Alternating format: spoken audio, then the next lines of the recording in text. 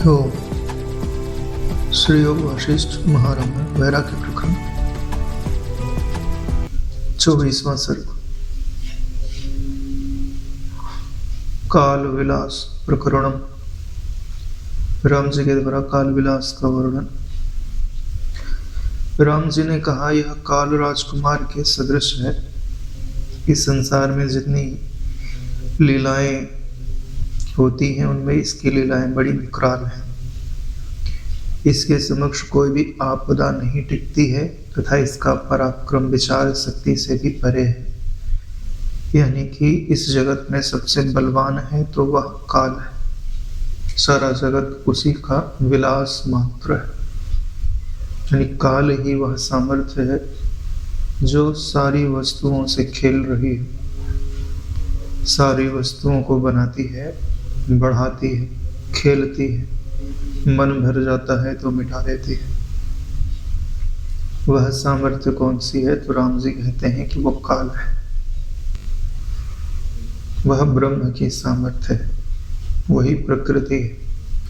इस जर्जर जगत रूपी वन में अति दीन एवं मूढ़ प्राणी रूपी मृगों का खेट कर रहे इस राजकुमार रूपी काल की प्रलय काल रूपी विशाल संसार सागर क्रीड़ा के लिए निर्मित सुंदर बावड़ी है, जिसके एक हिस्से में बड़वा नल रूपी सुंदर कमल खिले हुए हैं।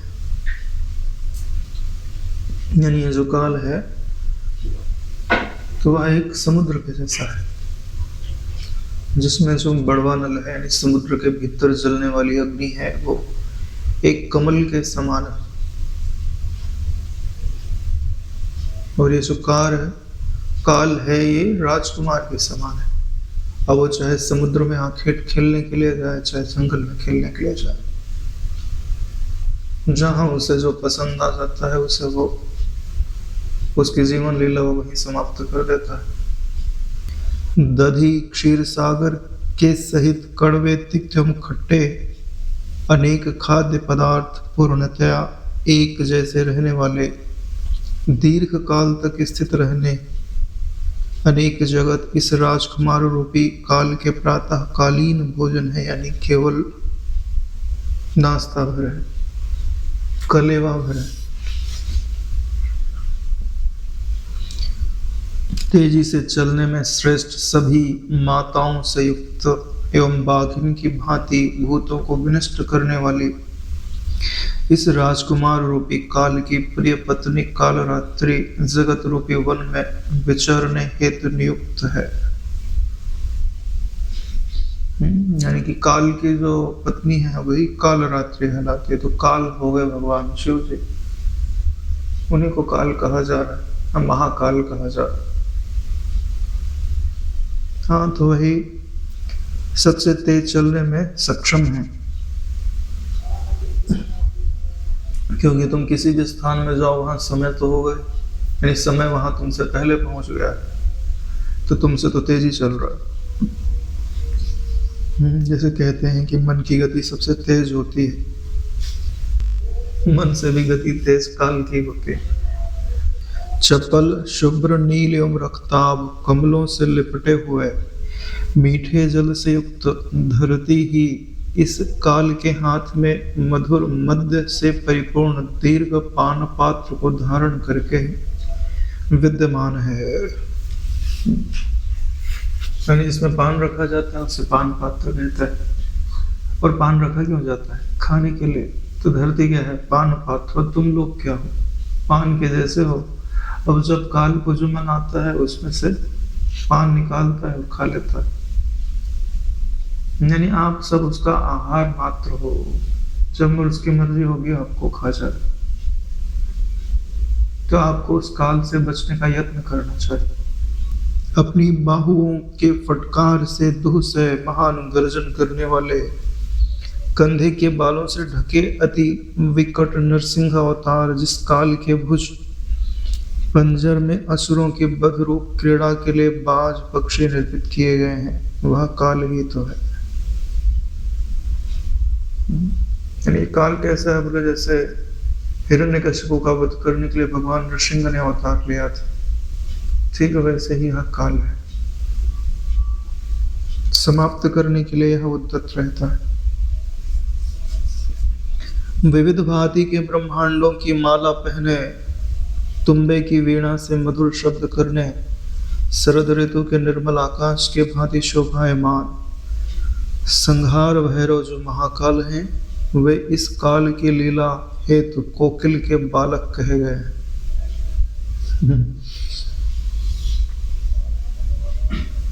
यानी कि यह जो काल है वो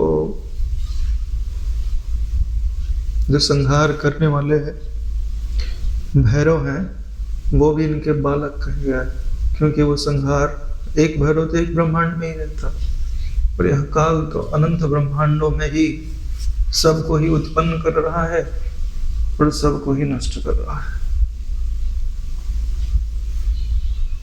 सर्वदा टंकार शब्द करने एवं सदैव दुख रूपी बाणों को फेंकने वाला उस काल का संहार नामक धनुष चतुर्दिक प्रकाशित हो रहा है। तो काल का धनुष क्या है? बोले संहार, दूसरे को मृत्यु दंड देना, यही उसका धनुष। स्वयं चंचल होते हुए भी गतिमान लक्ष्यों को विदीर्ण कर यह विलास करता है। यानी स्वयं तो गतिमान है, लेकिन गतिमान होते हुए भी अपना जो निशाना है वो सटीक लगाता, चूक नहीं करता। इसी से सभी अहेरियों में श्रेष्ठ पंडित एवं विलासी हैं। अतः जीर्ण जगत में विषयी मानव रूपी मरकट को पीड़ित करके उपस्थित यह काल रूपी राजकुमार अपनी चेष्टा रूपी आखेट कर रहा है। कहने का तात्पर्य यही है कि यह जो काल है वो राजकुमार के समान है, इस पर कोई अंकुश लगाने वाला नहीं है। यही संसार रूपी जंगल में घूमता है, धनुष बाण हाथ में लिए है, और जिसको भी देख लेता है उसके मन में आता है ये सुंदर है। हाँ, मतलब समय पूरा हो गया उसका, अब चलो हमारे साथ चलो, उसका आखेट कर लेता है। तो नारायण आप शिकार मत बनो, शिकार शिकारी की परंपरा से अब आप मुक्त हो जाओ। कब तक आप काल के हाथ के खिलौने बने रहोगे? जो काल का प्रकाशक है, काल की उसमें पहुंच नहीं है, उसे काल मार नहीं सकता। काल का जोर किस पे चलता है? जो काल की सीमा में आता है। जो काल की सीमा में नहीं आता उस पे काल का जोर नहीं चलता। कोई एक ऐसा तत्व है जो काल की सीमा में नहीं आता, जो देश की सीमा में नहीं आता, जो कल्पना की सीमा में नहीं आता। देश और काल कल्पना में आते हैं, वृत्ति में रहते हैं। जो वृत्ति से परे स्थित है वही तत्व तो सत्य है, वही जीवन है, वही बल है, वही ज्ञान है, वही अपना स्वरूप है। उससे प्रार्थना करनी चाहिए कि हम उसकी ओर उन्मुख हो सके, हम उससे प्रेम कर सके, हम उसको समझ सके, हम अपनी समस्त वृत्तियां उसमें अर्पित कर उसके आश्रय से ही उसमें विश्राम पा सकते। ये सब उसकी मर्जी से ही हो सकता है, नहीं तो तुम्हारी इच्छा ही नहीं होगी। तुम माया में ही घूमते रहना चाहते हो। जब उसकी इच्छा होती है तभी लोग उसकी तरफ चल पाते हैं, नहीं तो नहीं चल पाते। इसके लिए प्रार्थना। 24 स्वर्ग यही पूर्ण होता है। 25वां सर्ग। कृतांत विलसित प्रकरणम, राम जी के द्वारा यम के विलास का वर्णन। राम जी ने कहा, इस जगत में दुष्चरित्रों का चूड़ामणि महाकाल से अलग एक अन्य काल है। वह इस लोक के प्राणियों की सृष्टि एवं संहार करता है। उसे दैव एवं काल भी कहा जाता है। क्षणात्मक गति रूपी काल क्रिया का फल के सिवाय कुछ भी अर्थात कर्म रूप एवं अभिलाषा भी नहीं व्यक्त होती। यानी जो महाकाल है जो प्रकाशक है उससे अलग एक दूसरा काल है, उसी को तो मृत्यु कहते हैं। महाकाल तो चैतन्य को निरूपित करता है, और जो दुष्टों का चूड़ामणि है, यानी दुष्टों का, ऐसे मतलब कि दुष्टों का सरदार है। हाँ, तो उसी को यहाँ क्या कहते हैं, दुष्टों का चूड़ामणि, श्रेष्ठ है। श्रेष्ठ क्या बोले, उसमें शिखर पे है, यानी अति दुष्ट है, तो उसी को क्या कहा जा रहा है, काल। उसी को देव कहते हैं, उसी को यम कहते हैं। ये समस्त लोक के प्राणियों को बनाता भी है और बिगाड़ता भी है, यानी कि क्षणात्मक गति रूपी काल क्रिया का फल के सिवाय कुछ भी कर्म रूप अभिलाषा भी व्यक्त नहीं होती। अगर समय नहीं है तो ना कोई कर्म होगा, ना कोई अभिलाषा होगी, ना कोई गति होगी। उसी क्रियात्मक काल द्वारा, यानी काल क्या है बोले, क्रियात्मक है। क्रियात्मक मतलब परिवर्तनात्मक है। अति सुकुमार सभी प्राणी वैसे ही नष्ट हो रहे हैं जैसे प्रखर उष्मा से हिम नष्ट हो जाता है। तो उस काल के द्वारा सारे प्राणी नष्ट हो रहे हैं। भाई, आपके शरीर में कितनी ही कोशिकाएं रोज मर जाती, को मारने वाला कौन है? काल ही तो है। उपजाने वाला कौन है? काल ही तो है। यह जो जगत रूपी विस्तृत मंडल दृष्टिगोचर हो रहा है वह उसी काल की नृत्यशाला है, यानी इन सब के रूप में एक काल ही नृत्य कर रहा है। ऐसा कहें कि तांडव कर रहा है। वह इसमें निश्चिंत होकर नृत्य करता है। उक्त महाकाल की अपेक्षा वह दैव भाग्य तृतीय है, यानी एक महाकाल है, एक काल है, तीसरा दैव भाग्य है। यह अति उन्मादी है। यम इसी विकट नाम का वर्ण कर नर मुंडधारी वेश धारण कर जगत में नर्तन करता है, यानी इसी को यम कहते हैं। और ये नर मुंडों की माला धारण करता है, यानी कोई ऐसा अगर मुंडों की माला पहन ले तो कितना बीभत्स लगेगा। हे मुने, अत्यधिक राग युक्त सदैव नियति रूपी कांता में आसक्त इस काल का अतिशय अनुराग है।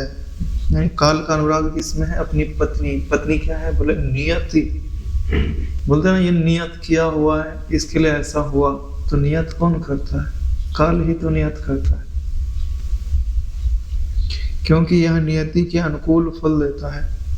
चंद्रकला की भांति स्वच्छ शेषनाग एवं 3 धाराओं में बटी गंगा का प्रवाह उसके जगत रूपी वक्ष में उपवीत एवं अवीत यज्ञोपवीत के रूप में स्थित है। यानी यह जो जगत है वह काल का शरीर मात्र है, और जो गंगा की धारा है उसके शरीर में यज्ञोपवीत की तरह लिपटी हुई है। जैसे पूरा भारत को देखो तो एक व्यक्ति हो गया, तो जो गंगा है वो यज्ञोपवीत की तरह लिपटी हुई है, कंधे से लेकर के कमर तक। हे ब्राह्मण, चांद एवं सूरज उस काल के हाथ में स्थित सुवर्ण के खड़े हैं। चांद और सूरज समझ लो कड़ा पहना हुआ। सुमेरु पर्वत उसके हाथ में स्थित लीला कमल है। सुमेरु पर्वत को कमल कह दिया गया। तारा रूप चित्र विचित्र बिंदुओं से युक्त प्रलय के पुष्कर और आवर्त नामक मेघ उसके चंचल छोर प्रलय काल के सागर में धोया गया आकाश ही उसका वस्त्र है।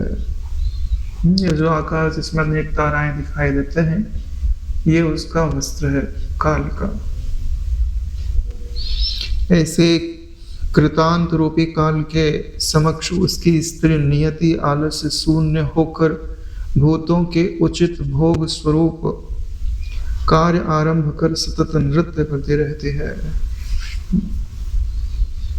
देखो यहाँ काल के लिए एक उपमा लगाई है, बोले कृतांत। कृतांत का क्या अर्थ होता है? कृत यानी जो बनाया गया हो। बनाया क्या गया? बोले जगत। जगत कार्य ही तो कहा जाता है।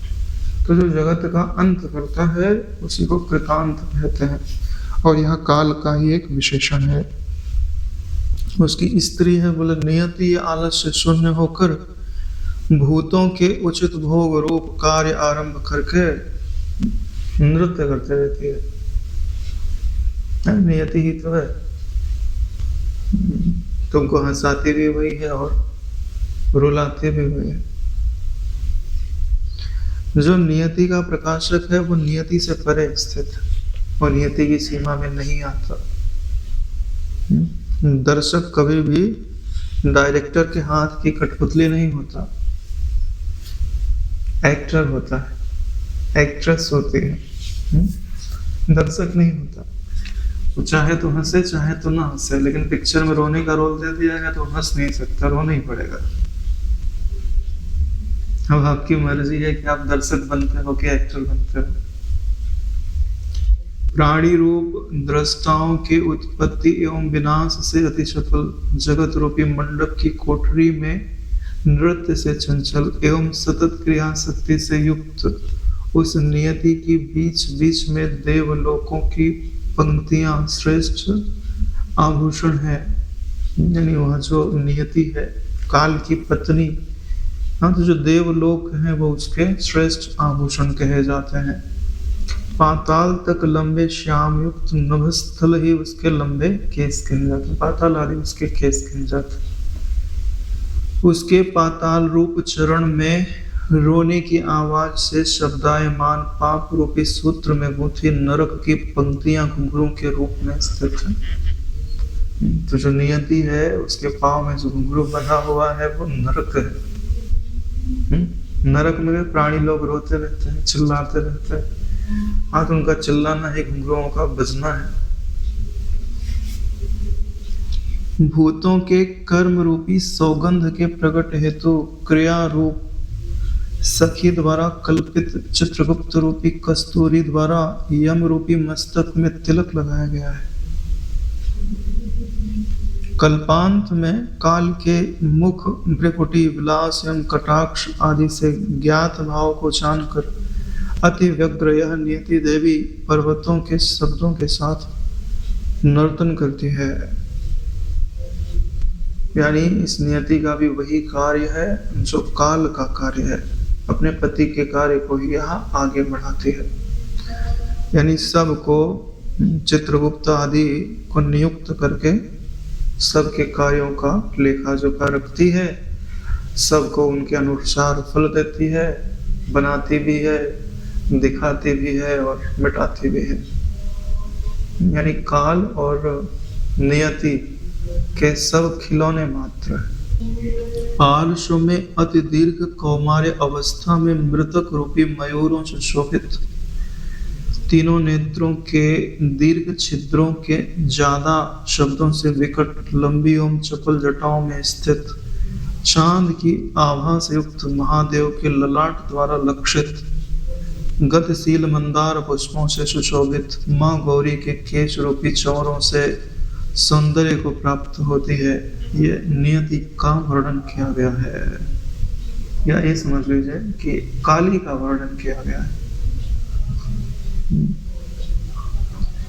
क्या उपमा दी गई है?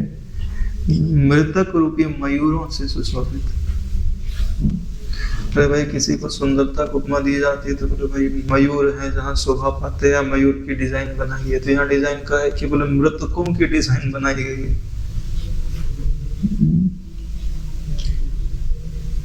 कहते हैं कि तीन नेत्रों के दीर्घ छिद्रों शब्दों से विकट, यानी कि इनका जो शब्द है वो अत्यंत विकट है, भयंकर है। और इनकी लंबी एवं चपल जटाएं हैं। इनका ऐसा स्वरूप वर्णन किया गया है। भूधराकार विकराल उदर वाले 1007 छिद्रों से युक्त शब्द करते हुए इंद्र के देह रूपी भिक्षा पात्रों से एवं शुष्क देह रूपी खाट की पाटियों के समूह से आकाश मंडप को भी पूरा करने वाले निज रूप को स्वयं डराती हुई सभी का संहार करते रहती है। यहाँ जो नियति है उसका जो स्वरूप है वो आकाश के समान विशाल है, भयंकर है। उसमें बहुत सारे छिद्र दिखाई देते रहते हैं। 1007 छिद्र लिखा हुआ है। और ऐसे सबको डराते हुए सभी का संहार करते रहती है। महाविकट नाद करने वाली यह विविध मस्तक के समूह रूपी कमल की माला को पहने महाकल्पों में अपने तांडव नृत्य से शोभित होते रहते हैं। यानी कि जितने भी कल्प हैं, कोई भी कल्प इस काल की पत्नी से अछूता नहीं है। सभी कल्पों में यह विद्यमान रहती है और सभी कल्पों में यह तांडव नृत्य करते रहती है। इस काल के प्रमत्त पुष्कर आवर्त नामक प्रलय काल के मेघ रूप जो चमरू है, उनके महाविकट शब्दों से कल्पांत में इसके नर्तन करने में तुम्बरु आदि गंधर्व भाग खड़े होते हैं। भाई जब महाप्रलय आ जाएगा तो वहां कोई गाना बजाना थोड़ी चलेगा। समृद्धि को प्राप्त हो रहे, भाग भाग के अपनी जान बचाएंगे कि गीत संगीत मनोरंजन करेंगे। चंद्रमंडल से आभा में सिंह तारों की कांति से शोभित आकाश रूपी मोर पंख से अपने केशों को अलंकृत कर फल नियति के साथ नृत्यशाला में नाचने वाले कापालिक के एक कान में हिमवान रूपी मुद्रिका कर अस्थि का कुंडल है और दूसरे कान में सुवर्ण का सुमेरु रूपी कुंडल है। यानी काल का वर्णन कर रहे हैं। काल के लिए इन्होंने एक शब्द उच्चारित किया, बोले कापालिक। कापालिक किसे कहते हैं? जिनके हाथ में कपाल होता है। कपाल यानी सिर।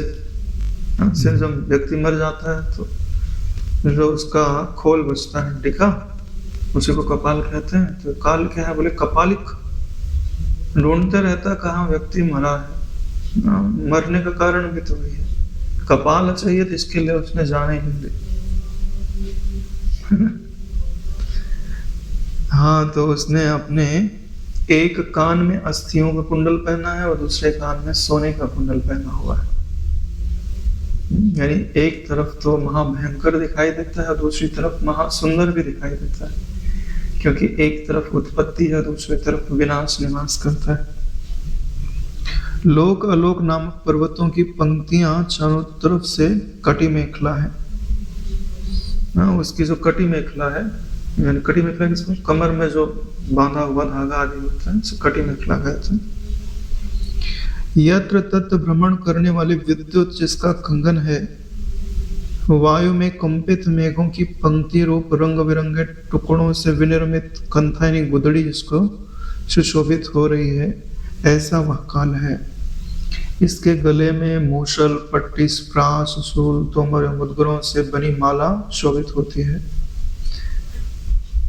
वे मूसल आदि ऐसे तीक्ष्ण हैं कि मानो पहले भी जितनी भी सृष्टियां विनष्ट हुई थी, उनसे निःसृत मृत्यु ही एकत्रित हो गई। और ये सब जो आयुध उन्होंने धारण कर रखे हैं, वो सब तो विनाश के ही सूचक। तो जितनी भी सृष्टियां आज तक विनष्ट हुई हैं, सब इन्हीं के कारण तो विनष्ट हुई। यानी विनाश भी ईश्वर की एक लीला ही है। जो बना है सो बिगड़ेगा है। आप अपने हृदय को मजबूत बना लीजिए। यह माला शेष नाग के देह रूपी रस्सी से आबद्ध राजपुत्र रूपी काल के हाथ से पतित हुए एवं जन्म मरण युक्त जीव रूपी मृगों के बंधन हेतु फैलाए गए जाल में गुथी यह माला शेष नाग रूपी श्रेष्ठ देह रूपी रस्सी से निर्मित की गई है। यानी जो गले पर उन्होंने माला पहनी है वो शेष नाग से बनी हुई है। उसमें धागा नहीं पिरोया हुआ है, सर्प लिपटे हुआ है। और कहते हैं कि यहाँ जो एक जाल हाथ में लिया हुआ है वो किसके लिए? बोले जीव रूपी मृगों को बंधन में डालने के लिए। ये जो जगत में आकर्षण है वही तो जाल है, जिससे आकर्षित होकर के तुम जाते हो और काल तुम्हारा शिकार कर लेता। अरे नारायण, यहाँ तो काल तो क्या शिकार करे, अभी तो लोग अकाल ही मृत्यु को प्राप्त हो जाता है। यानी उनके मरने के लिए काल की जरूरत नहीं है, और स्वयं ही अपना गला घोट रहा है। अकाल मृत्यु का मतलब यही होता है कि तुमको मारने के लिए काल नहीं आया, तुमने स्वयं ही अपने लिए काल का ही कार्य कर लिया। यानी तुम्हारे कार्य ऐसे हैं कि तुमको अकाल मृत्यु प्राप्त हो रही।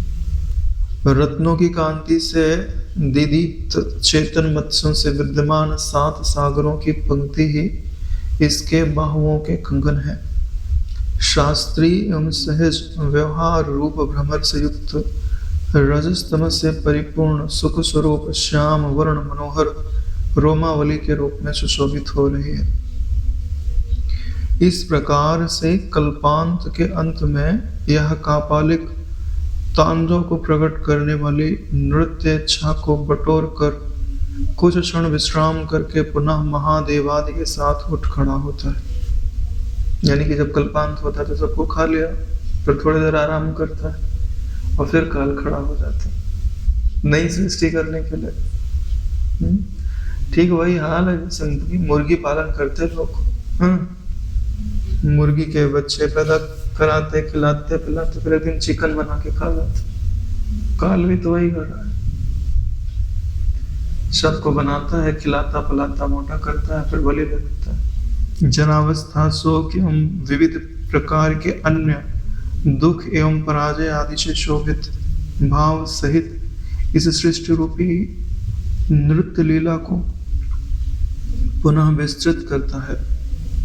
बारंबार यह भुवनों को, वनों को, अन्य स्वर्गादि लोकों को तथा भूत समूहों को सतयुगादि युगों के भेद द्वारा चल अचल वेद और स्मृति युक्त आचरण से ऐसे शोक शून्य बनाता है जैसे बालक मिट्टी से खिलौनों को बनाता है।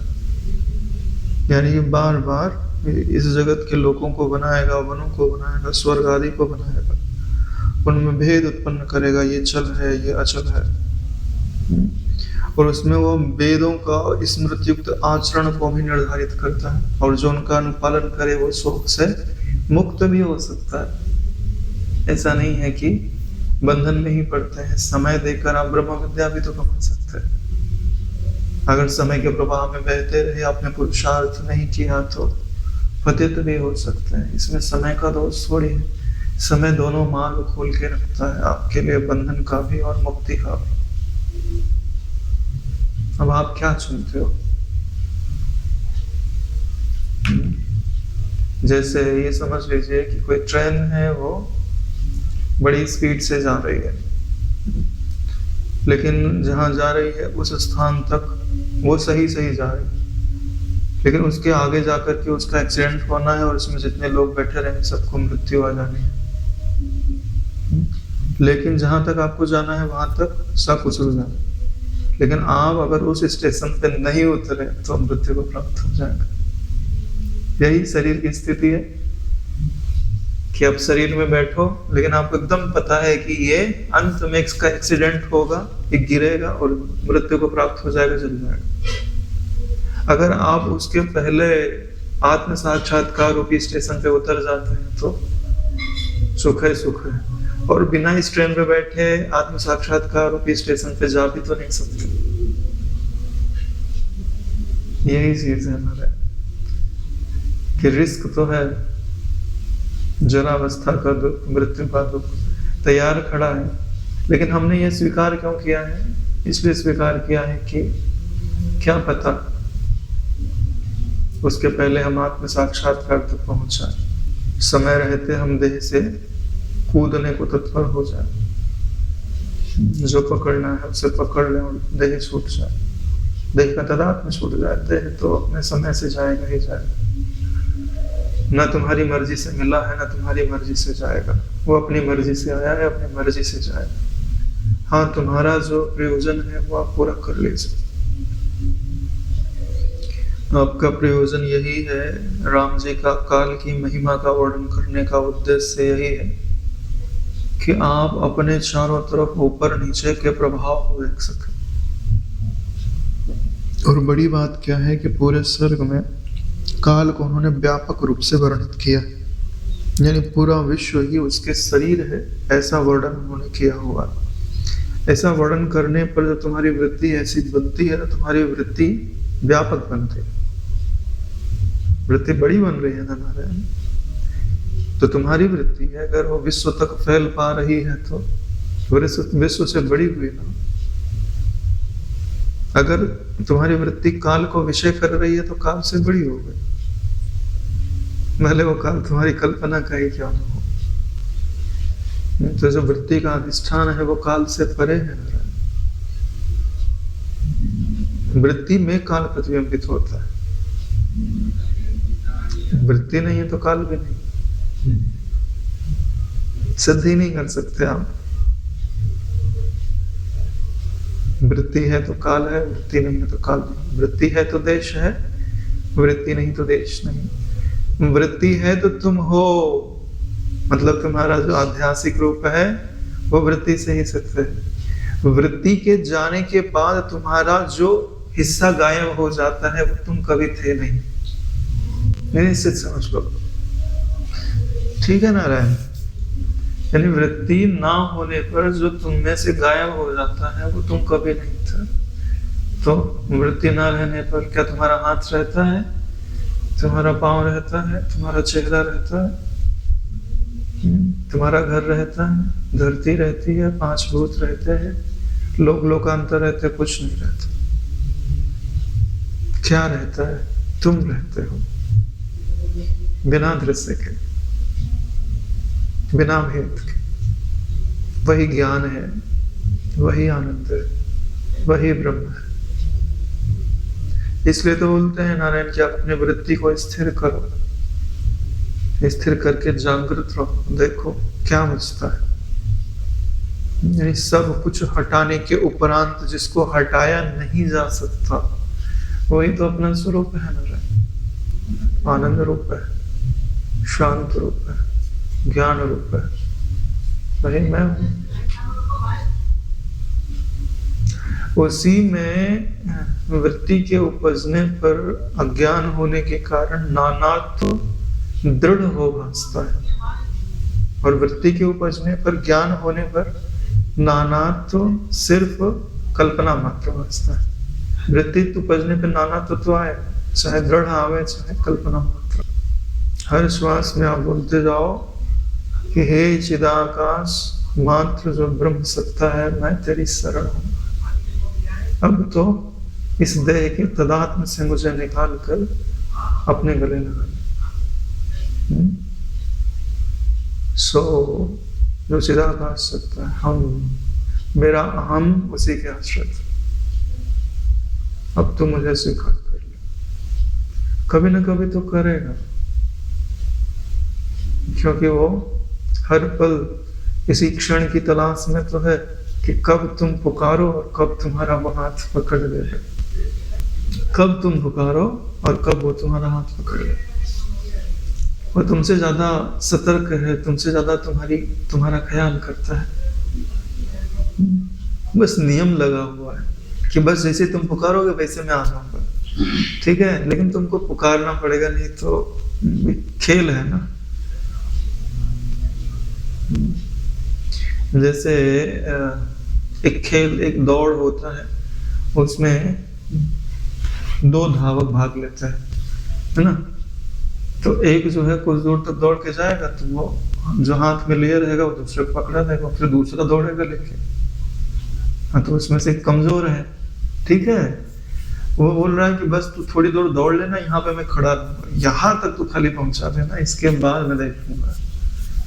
वहां तक तो जाना पड़ेगा, उसको पुकारना पड़ेगा। यही नियम है माया का कि तुम परमात्मा की मामेव ये प्रपद्यन्ते माया में ताम तरन्ते। इस माया में, संसार से वही पार हो पाते हैं जो उसकी शरण ले पाते हैं। अध्यात्म में प्रारंभ में थोड़ी कठिनाई है।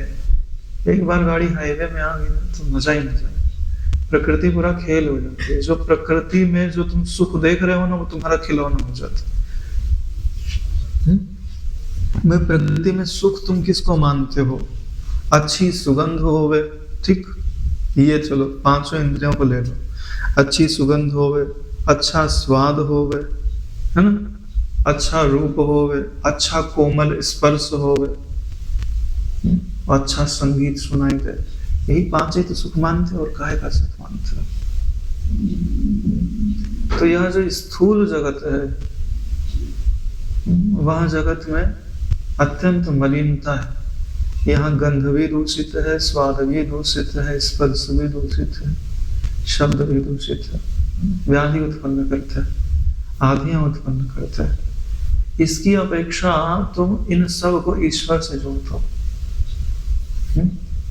तब तुम्हारी गंध भी पवित्र, पुण्यो गंधः पृथिव्याम च, रस भी पवित्र, रसो वैसा वैश्वानरो, तेज भी पवित्र है ना, जो सूर्य में रश्मियां हैं, चंद्रमा में जो तेज है, वो सुख में ही तो परमात्मा से जोड़ दे।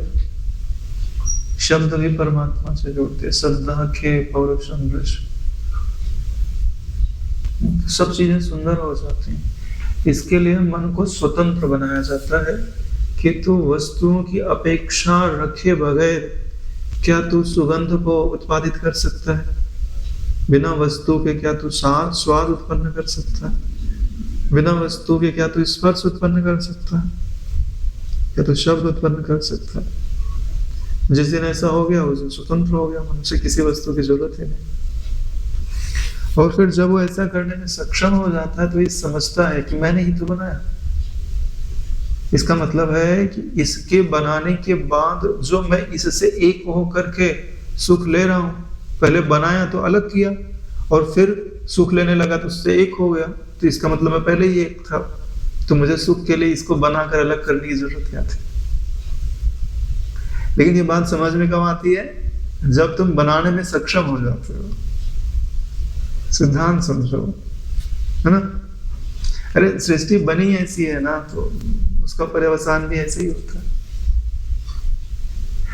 ईश्वर अपने आप में तृप्त, इतने तृप्त क्यों है? उन्हें पता है कि यह जो मेरा मन है उसी ने जगत को रचा है, खुद से ही रचा है, और फिर खुद ही वो इसको ही चाहता है।